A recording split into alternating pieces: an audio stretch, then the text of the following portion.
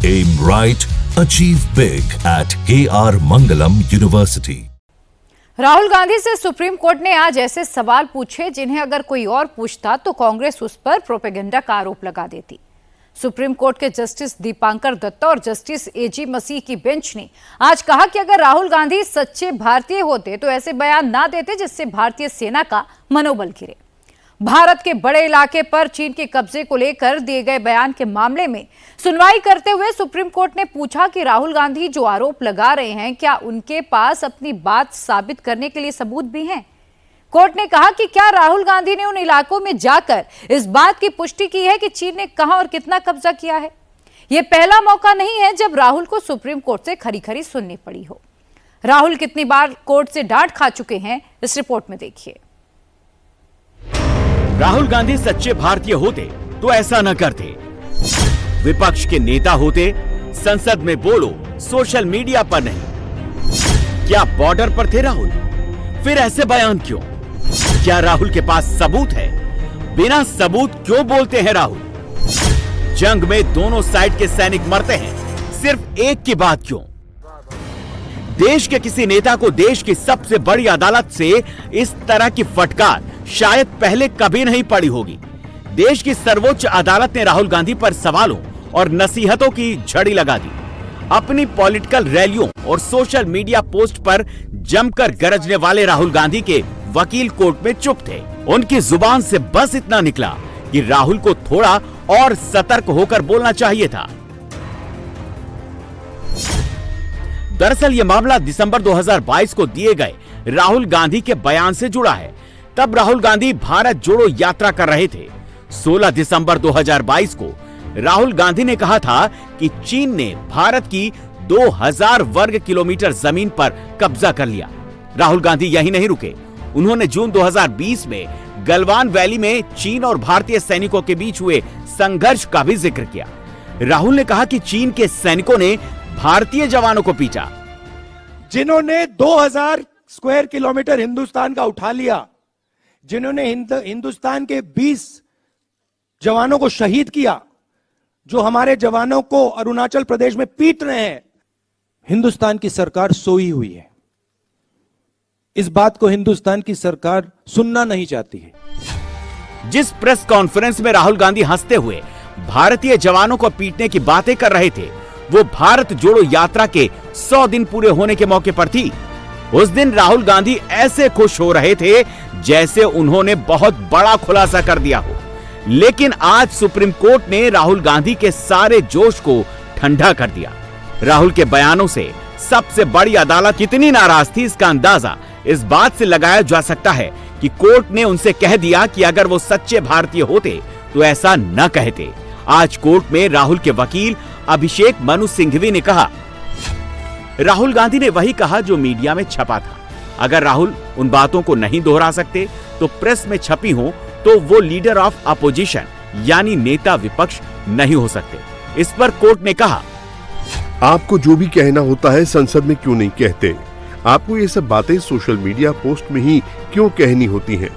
Doctor Singhvi, आपके मुवक्किल को ये कैसे पता चला कि चीन ने भारत की 2000 वर्ग किलोमीटर जमीन पर कब्जा कर लिया है? क्या राहुल वहाँ थे? क्या उनके पास इसे लेकर कोई ठोस सबूत है? आप बिना सबूत के ऐसी बात कैसे कह सकते हैं? अगर आप सच्चे भारतीय होते तो आप ऐसा कभी नहीं कहते। इस पर अभिषेक मनु सिंघवी ने कहा, एक सच्चे भारतीय के लिए यह कहना तो संभव है कि हमारे 20 जवानों को पीटा गया, वो मारे गए, और ये बहुत चिंतनीय बात है। सिंघवी की इस दलील पर कोर्ट ने भी उनका ठोस जवाब दिया।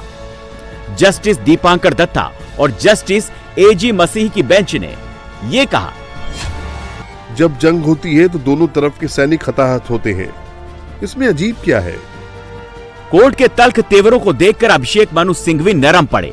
सिंघवी ने कहा, राहुल गांधी अपनी बातों को इससे बेहतर शब्दों में कह सकते हैं। इसके बाद सिंघवी ने कहा कि राहुल गांधी का मकसद किसी को अपमान करना नहीं था, खबरों को सामने लाना था, क्योंकि सूचना दबाई जा रही थी। इस पर कोर्ट ने कहा, खबर को उठाने का सही मंच होता है और राहुल को अपनी बात सही फोरम पर कहनी चाहिए थी।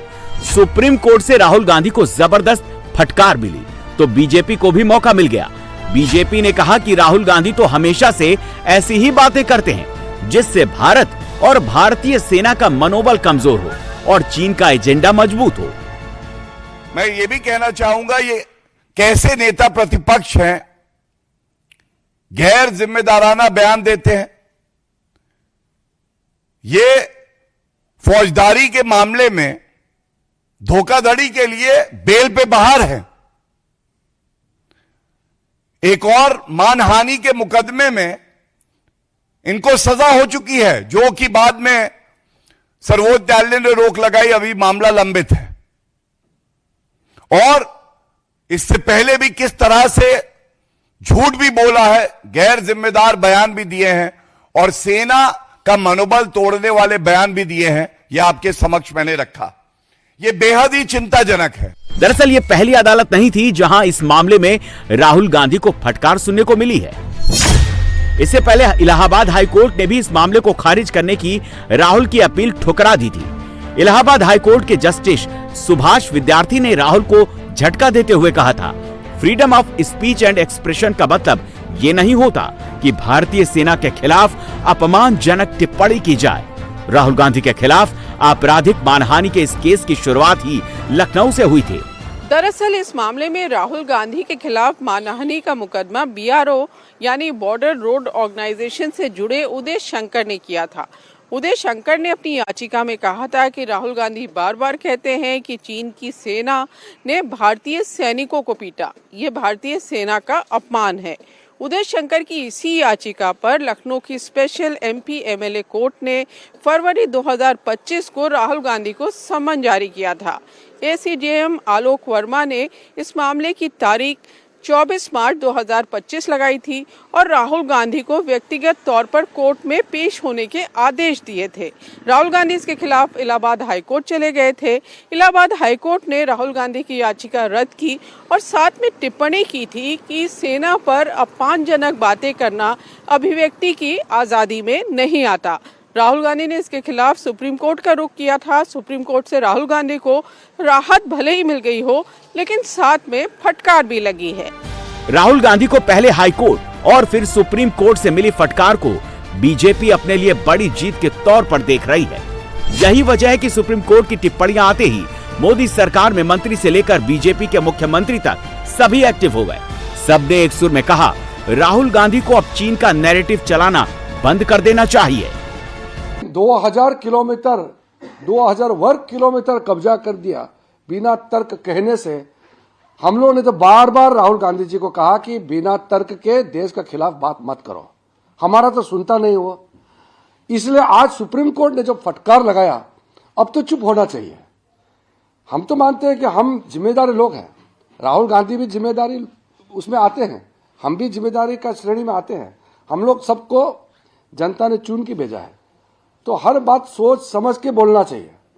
मन में जो आए ऐसा कैसे बोल सकते हैं? वो भी विपक्ष के नेता है, वो लीडर ऑफ ऑपोजिशन है। एक एक वाक्य सोच के बोलना चाहिए, कोई खतरा नहीं है। यहां दिल्ली में बैठ करके 2000 किलोमीटर ले गया, कभी लद्दाख कभी अरुणाचल, बिना मतलब का बात करता है।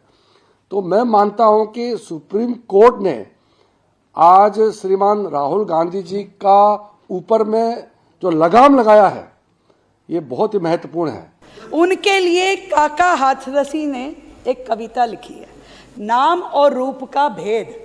तो उन्होंने लिखा कि नाम मिला कुछ और तो शक्ल अकल कुछ और, नाम मिला कुछ और तो शक्ल अकल कुछ और, शक्ल अकल कुछ और, बेच रहे कोयला लाला हीरा लाल, सूखे गंगा राम सूखे मक्खन लाल। अरे सूखे मक्खन लाल, झींकती माँ और दीदी, समझ रहे ना, माँ और दीदी, कि निकले बेटा आसा राम, कितने निराशावादी।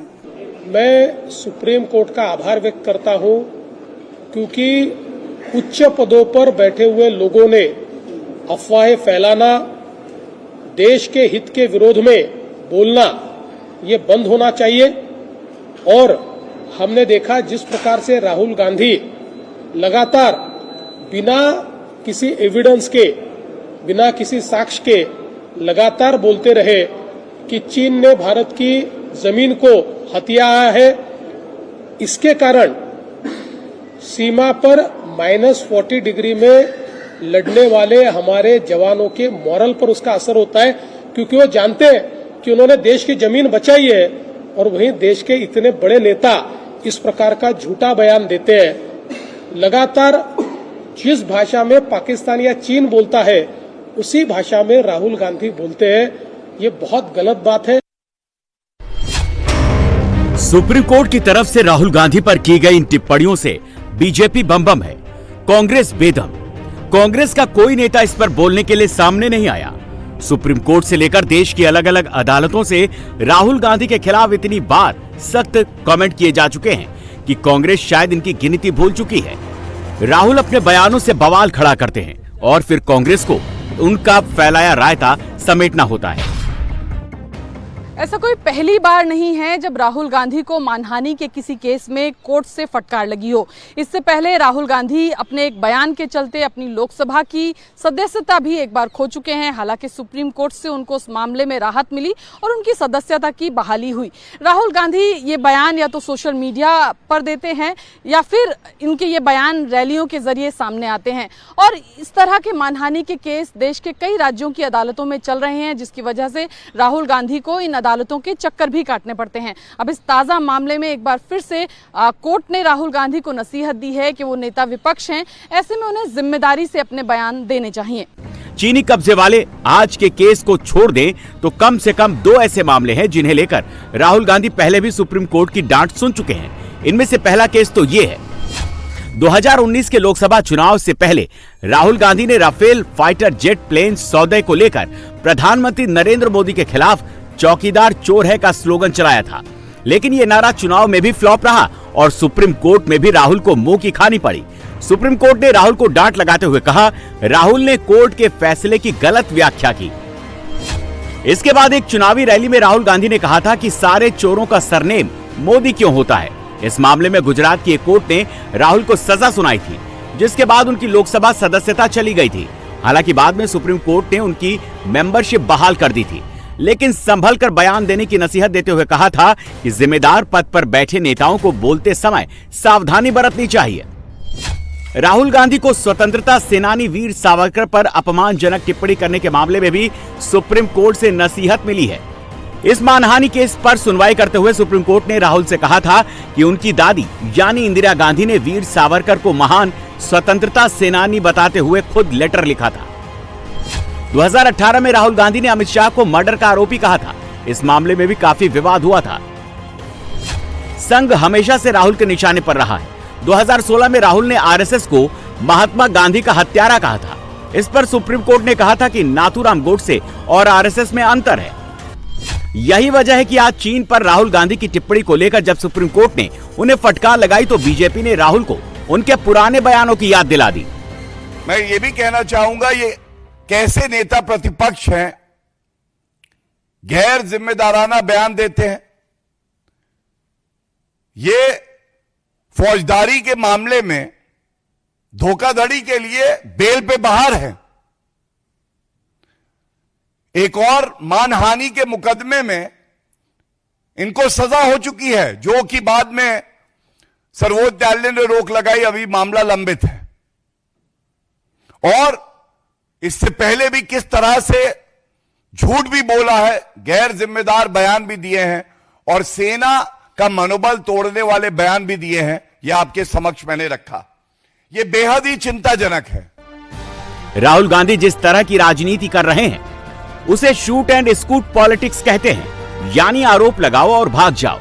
लेकिन अब बीजेपी और हर उस शख्स की फैमिली वाले राहुल को कोर्ट में घसीटने लगे हैं। इसीलिए राहुल गांधी को कभी माफी मांगनी पड़ती है तो कभी कोर्ट की डांट सुननी पड़ती है। राहुल के अलग अलग केसों में एक कॉमन पैटर्न दिखता है।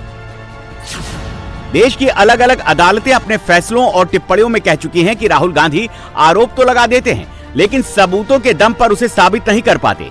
चीन के मामले में उन्हें इलाके का ज्ञान नहीं था, जबकि सावरकर के मामले में वो इतिहास से अनभिज्ञ थे। सुप्रीम कोर्ट कई बार ये बात कह चुका है कि राहुल गांधी संवेदनशील बयान देने के लिए संसद जैसे उचित फोरम का नहीं बल्कि चुनावी रैली और सोशल मीडिया पोस्ट का सहारा लेते हैं। कोर्ट्स की तरफ से राहुल से ये बात भी बार बार कही जा चुकी है कि वो विपक्ष के बड़े नेता हैं, इसीलिए उन्हें जिम्मेदारी से बयान देना चाहिए। हैरानी की बात यह है कि कोर्ट से इतनी बार फटकार सुनने के बाद भी कांग्रेस के नेता कह रहे हैं कि राहुल गांधी बहादुर हैं, अपनी बात कहने से वो नहीं डरते। जहां तक सवाल है राहुल गांधी का, आज अगर सबसे निर्भीक, निडर, साहसी आवाज मोदी सरकार के खिलाफ कुछ उठ रही है तो उसका नाम है राहुल गांधी। तो हमें गर्व है अपने नेता पे, जो भी देश हित में, जनहित में है वो उठा रहे हैं।